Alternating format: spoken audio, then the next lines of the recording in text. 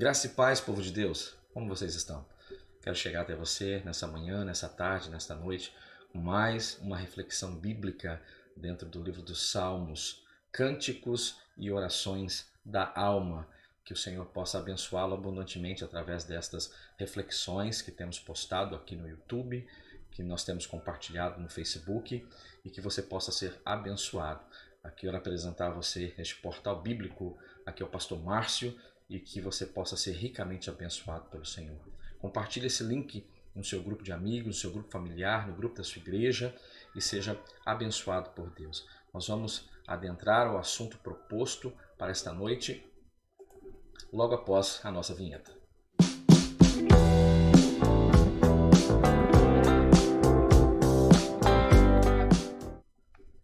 Glória a Deus. Irmãos, neste momento eu gostaria de convidá-los para um momento de oração e após nós iremos fazer a leitura do texto proposto para a nossa reflexão neste momento. Gostaria de lembrar os irmãos que o tema dessas 13 lições que serão ministradas está inserido dentro do livro dos Salmos. E o tema é Cânticos e Orações da Alma. Já fizemos algumas reflexões, uma introdução geral a respeito do livro dos Salmos. Depois ministramos a respeito do Salmo de número 1, uma introdução ao Saltério, onde o Senhor, por certo, revelou-nos riquezas extraordinárias espirituais. Na última lição, lição de número 3, nós refletimos a respeito do Salmo 23 e hoje, nesta noite, neste dia, nesta manhã, no momento que você acender este vídeo, nós iremos refletir no Salmo de número 46. Mas eu gostaria de orar pela sua vida e orar e suplicar a pessoa bendita do Espírito Santo de Deus que possa trazer todo o entendimento e toda a luz necessária para a nossa boa compreensão neste momento. Você pode, onde você estiver, feche seus olhos e nós iremos orar neste momento. Senhor, nós suplicamos a Ti, pela pessoa bendita do Teu Santo Espírito, que possa neste momento, ó Deus, visitar a cada um daqueles que estão acessando este conteúdo pela internet, pelo YouTube, pelo Facebook, e que o Senhor possa trazer entendimento e clareza aos corações através desta reflexão. É o que nós te pedimos e pedimos em nome de Jesus. Este material é um material fornecido pela CADB, pastor comentarista é o pastor Rui Raiol, e eu gostaria de comentar então a respeito deste assunto tão precioso para nossa reflexão nesta noite. O texto áureo proposto está no livro dos Salmos, de número 46, e nos diz: Deus é o nosso refúgio e fortaleza, socorro bem presente nas tribulações. Salmo de número 46, verso 1. A verdade que deve ser aplicada na prática, na nossa vida cristã, nos diz que nós temos um Deus presente em nossa vida. E a leitura bíblica em classe, embora todo o Salmo 46 comporte do verso 1 ao verso 11, nós iremos fazer uma leitura a partir do verso 1 até o verso 7. Acompanhe comigo na sua Bíblia, no seu smartphone, na tela do seu notebook agora. Acompanhe comigo, por gentileza. Deus é o nosso refúgio e fortaleza, socorro bem presente nas tribulações.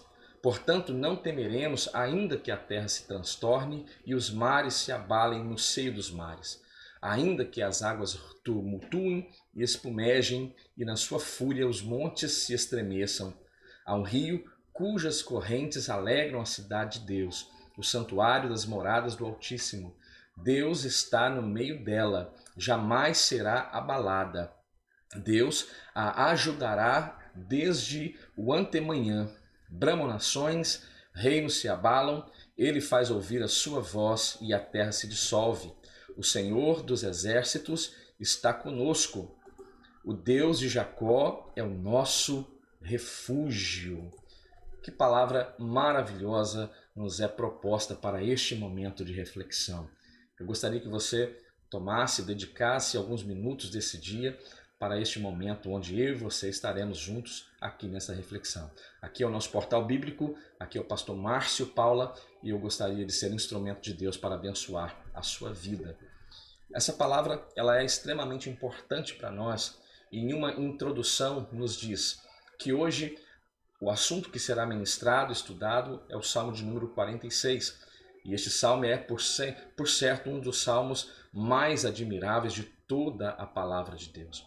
Este Salmo 46 É um cântico de reconhecimento de autoridade de Deus. Uma poesia bela que nos fascina pela sua beleza e contemporaneidade. É um grito de Deus contra todo o medo e toda a ansiedade. Quando nós ouvimos a expressão do salmista, agora inspirado pelo Espírito Santo de Deus, quando ele brada: aquietai-vos, lembra com precisão o grito do Mestre sobre as águas agitadas da Galileia. O chamado Salmo de Lutero, Martinho Lutero, o grande reformador, serviu de inspiração para uma das mais belas canções compostas pelo reformador, que é o louvor Castelo Forte, hino da nossa harpa cristã, nós que fazemos uso da harpa cristã, os irmãos da Assembleia de Deus no Brasil, que cantam este hino tão maravilhoso de número 581 da nossa harpa cristã. Os aspectos gerais deste salmo, e são extremamente importantes, nos diz a respeito do autor, o título e a data em que este salmo foi composto. Este salmo é atribuído a sua autoria aos filhos de Corá ou aos coraitas, levitas que serviam ao Senhor no santuário. O título em itálico também diz Cântico sobre Alamote, ou em voz de soprano, uma voz que faz toda a diferença em um coral, uma voz aguda, por certo, uma voz feminina. E o título em itálico que nos apresenta esta voz de soprano é o que mostra naturalmente esta notação musical apresentada dentro deste cântico. Haja vista que a data é muito antiga, a data desta composição. Sobre a data especificamente, não é preciso precisar a respeito dela. Conjectura-se referir-se ao livramento de Jerusalém contra a invasão de Senaqueribe em 701 a.C., e nós vamos encontrar este texto dentro da palavra de Deus no segundo livro das Crônicas, capítulo 32, no verso 1 ao 23, né? E nós sabemos que é aquela tentativa, né, totalmente vencida por Deus. Eu posso dizer que é aquela tentativa falha de Senaqueribe ao tentar invadir o reino do sul, o reino de Judá, durante o governo de Ezequias. E quando nós falamos a respeito desta tentativa da Assíria em conquistar o reino do sul, Judá, nós precisamos trazer à nossa memória que há alguns anos antes, em 720 a.C., no 9º ano de Oséias, que governava em Samaria, no reino do norte, né, Salmaneser, rei da Síria, vai levar cativo Israel do norte. E nós sabemos que esta era uma forma que o Senhor estava tentando instruir o povo de Judá, aquilo que o profeta Jeremias nos ensina, que o Senhor estava ensinando Judá, punindo a sua irmã Israel, e o reino de Judá, por certo, não entendeu que o Senhor estava tratando e que poderia ter aproveitado o ensinamento e evitado também a punição que nós sabemos que veio sobre o reino de Judá agora no tempo da Babilônia, mas isso não foi possível. O reino de Judá não aprendeu com aquilo que o Senhor havia feito com o reino do norte. Isso já é uma aplicação para a minha e para a sua vida, né? Quantos exemplos o Senhor precisa nos dar, quantas formas o Senhor precisa operar, fazer, agir, né, para que nós possamos entender e compreender os seus planos e os seus projetos. Agora, a classificação deste salmo. O Salmo 46 é um cântico extraordinário de fé, de confiança e louvor ao Senhor Todo-Poderoso. Junto com os Salmos 47 e o Salmo de número 48, forma uma trilogia cujo tema é a grandeza e a supremacia de Deus em todos os tempos. É um dos cânticos de Jerusalém, e este salmo, entre as suas estrofes, apresenta um refrão que é visto no verso 7 e no verso 11, quando o salmista, quando os filhos de Corá, inspirados pelo Espírito Santo, eles podem salmodiar: o Senhor dos exércitos está conosco, o Deus de Jacó é o nosso refúgio. Refúgio e fortaleza. Deus é o nosso refúgio e fortaleza. Socorro bem presente nas tribulações ou na angústia, como algumas versões. Uma correta interpretação deste salmo requer sua contextualização no período a qual ele foi escrito, na antiguidade, em tempos em que vigorava a lei do talião, olho por olho, dente por dente, e para evitar uma punição injusta a criminosos não intencionais, Moisés estabelecerá 6 cidades de refúgio. Em Números 35, versículo 6, nós vamos ver o Senhor falando com Moisés e Moisés falando ao povo a respeito dessas cidades de refúgio. Dentre as 48 cidades que foram dadas aos descendentes de Levi, os levitas, 6 destas cidades, 3 delas a leste do Jordão e 3 delas a oeste do Jordão, são as cidades chamadas de cidades de refúgio. Estas cidades foram estabelecidas de fato no tempo de Josué. No livro de Josué é onde essas cidades serão vistas sendo estabelecidas no meio do povo de Israel. As 3 cidades a leste do Jordão, apenas em caráter de informação, são as cidades de Quedes, Golã e Ramote Gileade. E as 3 cidades que estão a oeste do Rio Jordão são as cidades de Siquém, de Bezer, de Kiriat Arba, que é a cidade de Hebron. Essas cidades tinham um tipo de imunidade, mas veja, aos que praticavam um crime culposo e não doloso, semelhante às atuais embaixadas que, pelo direito internacional, são consideradas extensão do território do país que representam. Nós lembramos agora um fato recente, do caso do ativista australiano Julian Assange, fundador do Wikileaks, que se refugiou por 7 anos na embaixada do Equador em Londres, sem poder ser preso. Por sua vez, essas cidades antigas eram cercadas por elevadas muralhas e construíam fortalezas para se defender de povos inimigos. Lembramos as colossais muralhas de Jericó que foram derrubadas pelo povo de Israel logo na conquista da terra de Canaã, no tempo de Josué.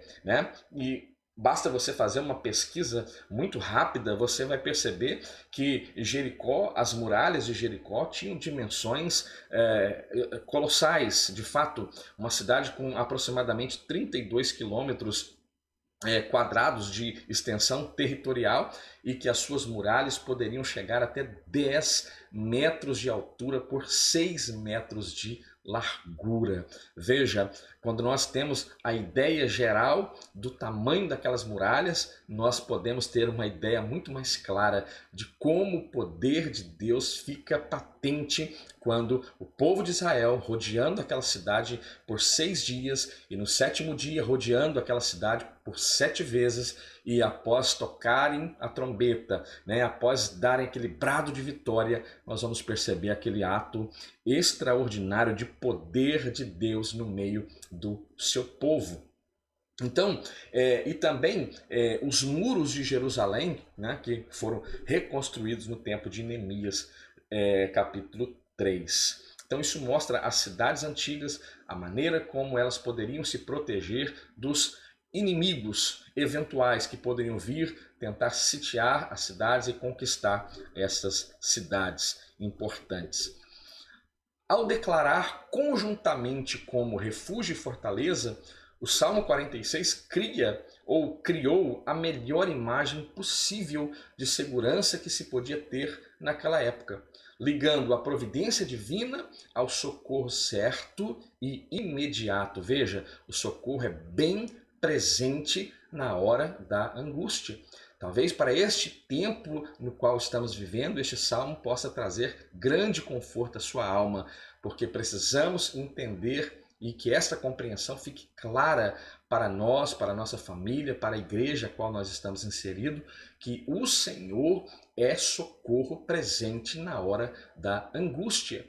Então, esta analogia, providência, ligada a socorro imediato, tudo está garantido dentro desses espaços, na cidade refúgio, dentro dos muros de uma cidade fortificada, e nós como igreja, nós também estamos inseridos nesse contexto, porque o mesmo Deus que assegura a vitória ao seu povo é o Deus que assegura nossa vitória. Então não temeremos, é o segundo ponto, não temeremos, superando calamidades. Veja, portanto não temeremos, ainda que a terra se transtorne e os montes se abalem no seio dos mares, ainda que as águas tumultuem e espumejem e na sua fúria os montes se estremeçam. Todos nós estamos sujeitos a grandes provações no mundo. Nos versículos 2 e 3 deste salmo, nos lembra grandes catástrofes naturais. Terra se transtorne, montes se abalem nos mares, águas tumultuem, montes estremeçam. Tudo isso é reflexo ou uma exemplificação de eventos naturais que podem acontecer na Terra a qualquer momento, como aconteceu no dia 26 de dezembro de 2004, quando no Oceano Índico, na Indonésia, aquele tsunami, que é, por certo, algo que vem à sua memória nesse momento, onde quase 230 mil pessoas foram surpreendidas e morreram naquele fatídico dia. Então esta afirmação máxima de confiança é ao mesmo tempo uma metáfora e uma declaração de fé acerca de situações graves que podem nos acometer neste mundo. Apesar da gravidade de algumas situações, Deus reina acima das tempestades. Nós não temos bem maior que o Senhor. Veja que isso é uma verdade que está dentro do livro dos Salmos, de número 73, versículo 26, 25 e 26. A quem tenho eu no céu senão a ti? E na terra não há quem eu deseje além de ti. A minha carne e o meu coração desfalecem, mas Deus, tu és a fortaleza do meu coração e a minha herança ou a minha porção para todo o sempre. Veja bem que Jó também poderia ter sido o autor deste salmo, pois ele ele vivenciou como poucas pessoas vivenciaram e poucos servos de Deus sofreram tantas adversidades no mesmo momento, ao mesmo tempo, no mesmo período, né? Mas Deus continua sendo o seu bem maior. Aquilo que Jó tinha de mais precioso era a pessoa bendita do nosso Senhor, né? E quando os 4 mensageiros chegam anunciando as perdas um após o outro, os caldeus, os sabeus levando seus animais, o fogo que veio e consumiu o seu rebanho, o vento que soprou onde os seus filhos estavam festejando e matou todos os seus filhos. Veja, o comportamento de Jó mostra o comportamento de alguém que está estabelecido sobre uma rocha sólida, e nós sabemos que esta pedra, esta rocha é Cristo,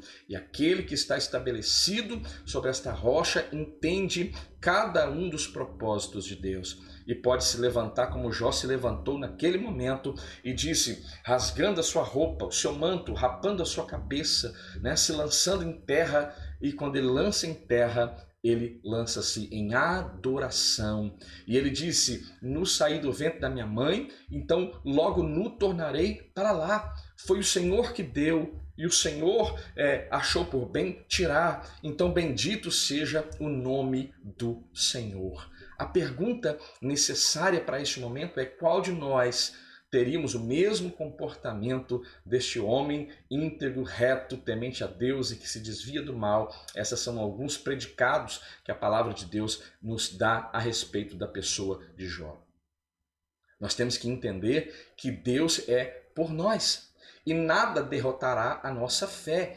A nossa fé, ela precisa se recusar a temer, a ter medo.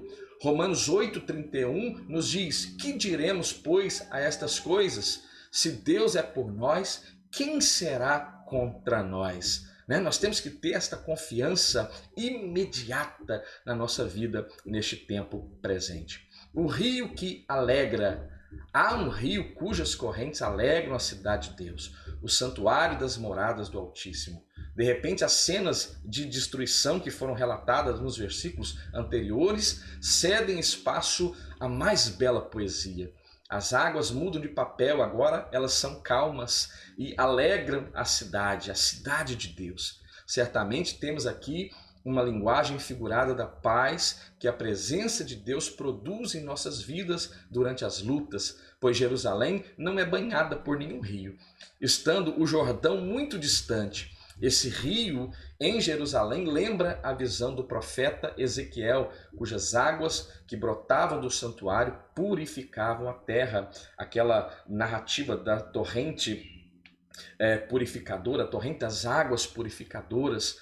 A água é um bem tão precioso naquela terra árida e ele surge mais uma vez na Bíblia como símbolo de paz, como símbolo de restauração e como símbolo de frutificação. No Salmo de número 1, verso 3, que nós já falamos a respeito dele aqui neste canal, diz que: pois será como a árvore plantada junto a ribeiro de águas, a qual dá o seu fruto no seu tempo, as suas folhas não cairão, e tudo quanto fizer prosperará. Este rio certamente é Jesus, a água viva, o único que pode nos garantir a paz em meio à dor através do Espírito Santo. No Evangelho de João, capítulo 4, versículo 14, conversando com aquela mulher junto ao poço de Jacó, Jesus ele vai dizer-lhe uma verdade que deve ser aplicada à minha vida e à sua vida neste momento. Quando Jesus diz que: mas aquele que beber da água que eu lhe der, nunca terá sede, porque a água que eu lhe der se fará nele uma fonte de água que salte para a vida eterna. Ou seja, o Senhor Jesus, a partir do momento que nós tomamos esta água, que é a personificação da pessoa bendita de Jesus Cristo, nós também nos tornamos uma fonte e que a partir de nós jorra para a eternidade. Este é um texto maravilhoso dentro da palavra de Deus. Deus nos ajudará. Deus está no meio dela. Jamais será abalada. Deus ajudará desde amanhã. Bramam nações, reinos se abalam, ele faz ouvir a sua voz e a terra se dissolve. Vivemos um tempo espiritual, muito difícil, espiritualmente falando, muito difícil. Sem dúvida, tempo de heresias, corrupção, avareza. Paulo, instruindo seu filho na fé, Timóteo, na sua segunda carta, no capítulo 3, do versículo 1 ao versículo 5, Paulo vai escrever a Timóteo dizendo: sabe, porém, isto, Timóteo, que nos últimos dias sobrevirão tempos trabalhosos, porque haverá homens amantes de si mesmo, avarentos, presunçosos, soberbos, blasfemos, desobedientes a pais e mães, ingratos, profanos, sem afeto natural, irreconciliáveis, caluniadores, incontinentes, cruéis, sem amor para com os bons, traidores, obstinados, orgulhosos, mais amigos dos deleites do que amigos de Deus, tendo aparência de piedade, mas negando a eficácia dela. Timóteo, dessas pessoas que possuem essas características na sua vida, que evidenciam essas características na sua vida. Veja, isso é reflexo daquele indivíduo que produz aquilo que a carne produz. Paulo, escrevendo aos Gálatas, capítulo 5, a partir do versículo 20, vai narrar a respeito das obras da carne e também vai nos apresentar no versículo 22 a respeito do fruto do Espírito. O cristão precisa evidenciar aquilo que o Espírito Santo produz. Não adianta falar em línguas, não adianta profetizar, não adianta ter nenhum comportamento aparente de cristão, mas nada vale mais do que a evidência daquilo que o Espírito Santo produz na sua vida. E isso deve ficar patente aos olhos da sociedade onde você está inserido. Hoje, no contexto difícil espiritual, nós estamos diante de muitos homens preguiçosos que vivem no seu comodismo, acreditem os irmãos, usam de estratégias mundanas para trazer crescimento físico e encher os templos. Veja, todo esse comportamento não se coaduna com o comportamento sadio, bíblico e que nós podemos observar no ministério de Jesus Cristo, né? Nós, neste momento, devemos olhar para o ministério de Jesus Cristo e nos perguntar, né, o que nós aprendemos no ministério de Cristo? Será que o nosso ministério está tendo como um paralelo, como uma medida de questões em vários aspectos morais, espirituais, éticos? Será que o meu ministério tem sido um pouco semelhante ao ministério de Cristo? Esta precisa ser uma indagação, por mais dura que ela seja, mas ela precisa ser uma indagação para a nossa vida neste tempo. Todavia, a igreja, e veja, eu estou dizendo a igreja de Cristo, a igreja que de fato as portas do inferno não prevalecerão contra ela. Eu não estou aqui falando de denominação. O Brasil, ele sofre já há alguns anos de um boom denominacional. São denominações que surgem a cada dia, uma nova denominação. Mas eu estou aqui falando da igreja de Cristo, aquela que de fato é noiva do Cordeiro. Ela permanece espiritualmente como a noiva do Cordeiro. Ela não possui rugas, ela não possui mácula, ela, pelo contrário, ela permanece a igreja gloriosa. Ela permanece sem mácula, ela permanece sem ruga, nem coisa semelhante, mas ela permanece santa e irrepreensível. É aquilo que o apóstolo Paulo, escrevendo aos irmãos de Éfeso, no capítulo 5, versículo 27, nos ensina. Neste contexto espiritual difícil, a promessa de Jesus de estar com seus legítimos seguidores está de pé. Jesus, em Mateus 28:20, ordenou, olha, faça discípulos e ensine-os a guardar todas as coisas que eu vos tenho mandado. E eis que eu estou convosco todos os dias até a consumação dos séculos. Amém. Nós não devemos aqui, quando falamos de igreja, generalizar algumas fraquezas pontuais que eu ouso dizer que é até tolerado e natural. Mas devemos, então, essas fraquezas pontuais que são observadas no meio do rebanho de Deus, nós devemos ter cautela, precaução, né? Exercer o nosso mais perfeito aspecto cristão, externar o nosso amor para com estes. A igreja está pronta para o arrebatamento.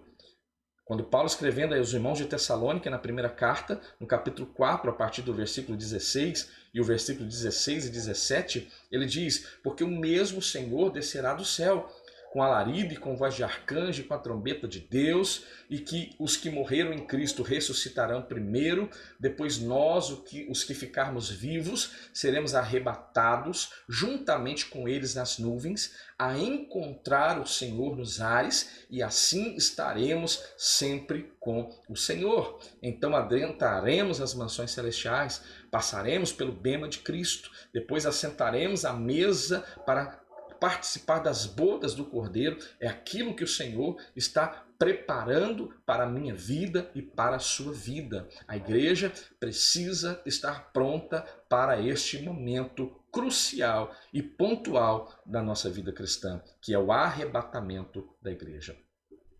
Deus nos ajudará desde antemanhã, mesmo quando a cidade ainda dorme, mesmo quando ainda somos imaturos, temos um Pai cuidando de nós. A nossa segurança não está em nossas obras, tampouco em nossa justiça. Isaías diz que as nossas justiças são como os trapos de imundícies, trapos imundos. Em Efésios 2, a partir do versículo 8, Paulo vai ensinar aos irmãos de Éfeso, aos efésios, que é pela graça que nós somos salvos por meio da fé na pessoa bendita de Jesus Cristo. Está no fato de Deus estar presente. A nossa segurança, então, não é pela nossa justiça, não é pela nossa obra, não é porque sejamos bons, mas é porque Deus está presente, atuante em favor da minha vida e em favor da sua vida. Lembramos aqui agora o memorável evangelista inglês John Wesley. Você pode conhecer um pouco mais sobre a história deste grande homem de Deus no livro do Orlando Boyer, chamado Heróis da Fé. Este homem, que depois de uma vida inteira consagrada ao Senhor, disse em seu leito de morte: o melhor de tudo é que Deus está conosco. E para quem pregara milhares de sermões, sua última recitação bíblica foi: o Senhor dos Exércitos está conosco, o Deus de Jacó é o nosso refúgio. Ele falava a respeito da sua garantia de vitória. Agora a expressão vinde contemplar. Vinde, contemplai as obras do Senhor, que assolações efetuou na terra. Novamente a poesia do Salmo 46 trabalha nesses contrastes.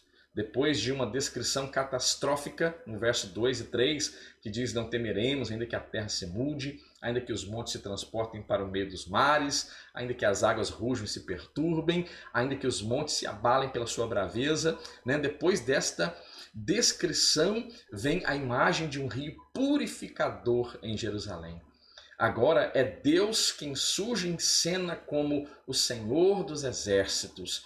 Essa expressão enfatiza o poder de Deus. Isaías 44, versículo 6 diz: assim diz o Senhor, Rei de Israel e seu Redentor, o Senhor dos Exércitos: eu sou o primeiro e eu sou o último, e fora de mim não há Deus. Esta é uma verdade que nos é apresentada de forma extraordinária, direta, imperativa dentro do livro do profeta Isaías, cujos exércitos, veja bem, pode indicar os anjos, Salmos 103, 21, os astros, Salmos 33, verso 6, o próprio exército do povo de Israel, como nós encontramos este exército em 1 Samuel, capítulo 17, versículo 45, e eu diria que de modo profético e até escatológico também pode se referir à igreja fiel que será arrebatada, que quando o Senhor vir do céu com poder e grande glória, esta igreja também virá como um exército do Senhor, quando o Senhor vir reger e governar aqui nessa terra. O versículo 9, que diz: ele faz cessar as guerras até o fim da terra, quebra o arco e corta a lança e queima os carros no fogo, é uma descrição perfeita de uma guerra na antiguidade. Quando entregamos nossas vidas ao Senhor, tornamos-nos propriedades dele. Você crê nisso, que você é propriedade do Senhor, que você é propriedade exclusiva, peculiar do Senhor? Nós precisamos ter esta convicção. Paulo, escrevendo aos irmãos de Corinto, na sua primeira carta, no capítulo 6, no versículo 20, ele diz: ou não sabeis que o vosso corpo é templo do Espírito Santo, que habita em vós, proveniente de Deus, e que não sois de vós mesmos? É uma pergunta que está aqui categórica em 1 Coríntios capítulo 6, versículo 19. Agora são contra ele as ofensas e todo o mal que recebemos neste mundo. Mas entendamos uma coisa: Deus não age por vingança contra o pecador, ele age por amor. A personificação do amor está em Deus, sempre querendo salvar também os nossos inimigos. E é isso que Jesus viveu e é isso que Jesus ensinou. E o que torna muitos ministérios, por mais importantes que já se tornaram, ou quão grandes já se tornaram, diferentes e antagônicos ao ministério de Jesus Cristo, é justamente a sua prática cristã, que não se coaduna ao ministério de Jesus Cristo, porque o ministério de Jesus Cristo nos ensina aquilo que em Mateus 5,44 diz: eu, porém, vos digo, disse Jesus, amai a vossos inimigos, bendizei os que vos maldizem, fazei o bem aos que vos odeiam e orai pelo que vos maltratam e vos perseguem, para que sejais filhos do nosso Pai que está nos céus. Não podemos cair na armadilha do extremismo religioso. Eu tenho dito que religiosidade não se coaduna com vida cristã. Deus é amor. Esta é a palavra que resume todos os mandamentos, amor. De modo que nada nos valerá verdadeiramente uma fé egocêntrica e vingativa que se alegra com o mal de outrem, ainda que pela religiosidade ofereçamos nosso corpo para ser sacrificado. Eu posso entregar o meu corpo para ser queimado. Se não tiver amor, de nada terá valor, não há valia. Né? Em 1 Coríntios 13 você vai ver o cântico que é talvez o cântico mais exponencial a respeito do amor dentro da palavra de Deus. E ele finaliza, o apóstolo Paulo aos irmãos de Corinto, 1 Coríntios 13, versículo 13, diz que desde agora permanece a fé, a esperança e o amor. E o maior de todos estes é o amor. Então, condutas vingativas e condenatórias nos afastam do nosso advogado fiel e nos aproximam do nosso acusador. Veja, nos distancia do advogado fiel que é Cristo e nos aproxima do nosso acusador, que é o nosso adversário. Mantenhamos em nossa lembrança os incontáveis livramentos de Deus em prol da nossa vida e de nossa família. Então, nesse momento de reflexão, eu te convido, tente trazer à sua memória as ocasiões a qual Deus propiciou livramento para a sua vida. Talvez você terá dificuldade de contabilizá-los, haja vista foram inúmeras vezes quando o Senhor agiu e interviu em seu favor, seja no âmbito físico, no âmbito espiritual. Por certo, o Senhor já interviu por inúmeras vezes a seu favor, em favor da minha vida, e isso é extremamente importante. Veja, faça com que essa mensagem chegue àquele que você ama. Compartilhe este vídeo. Coloque este vídeo lá no seu grupo familiar, no seu grupo eclesiástico, na sua igreja, e que outras pessoas possam ser também edificadas por esta palavra. Veja, precisamos desse memorial de fé. Deus é o nosso memorial de vitória. A ordem aqui agora é: aquietai-vos. Aquietai-vos e sabei que eu sou Deus. Sou exaltado entre as nações, sou exaltado na terra, e existe um segredo na intervenção divina a favor de seus filhos. Esse segredo é a plena confiança em Deus. Como advogado constituído diante do Pai, temos de lhe passar a nossa vida com um tipo de procuração com amplos poderes. Pois quando escolhemos pessoas para nos representar aqui na terra, fazemos isso, não é assim? Fundamentados na competência e na confiança. Né? Você delega ao seu advogado, permite-lhe uma procuração, né, para responder em seu nome, para representá-lo diante das autoridades constituídas. Então nós também temos que ter este relacionamento fundamentado, né, em confiança. Né? E esta confiança precisa ser plena em Deus. Né? Então aquietai-vos pode ser traduzido para rendam-se, disponham as armas, ou seja, desarme-se. A ira do homem, como diz Tiago, não opera a justiça de Deus. O mestre está sempre presente e ordena as tempestades para que elas se acalmem. Você consegue entoar neste momento aí na sua casa, com a sua família, o louvor da harpa cristã 578, que diz que as ondas atendem ao meu mandar, sossegai. Por mais difícil que esteja a situação, por mais revolto que esteja o mar da sua vida neste momento, e o louvor continua dizendo que seja o encapelado mar, a ira do homem, o gênio do mal, tais águas não podem naufragar, ou seja, tragar este barco que navega em meio a este mar turbulento. A sua vida talvez seja esta nau que navega em um mar turbulento neste momento. Mas se você crê, o Senhor está liberando uma palavra poderosa sobre a sua vida nesta noite, neste dia, nesta tarde, neste momento que você acender este vídeo. E a palavra liberada é: a ordem de Deus ao seu coração neste momento é: sossegai. O Senhor dos Exércitos está conosco. O Senhor dos Exércitos está conosco, o Deus de Jacó é o nosso refúgio. O Salmo 46 era o preferido do grande reformador Martinho Lutero. Já falamos dele aqui em uma observação. né? E conta-se que, convocado para a dieta de Worms em Roma em 1521, o grande reformador lia este salmo a caminho de Roma, e sendo então provavelmente a inspiração ao seu triunfante hino Castelo Forte, também da nossa harpa cristã. Veja, este hino ele é maravilhoso, ele é fantástico, é uma letra inspirada, por certo, pelo Espírito Santo de Deus, e existe um trecho deste hino que é talvez o trecho que eu mais gosto, que diz que a nossa força nada faz.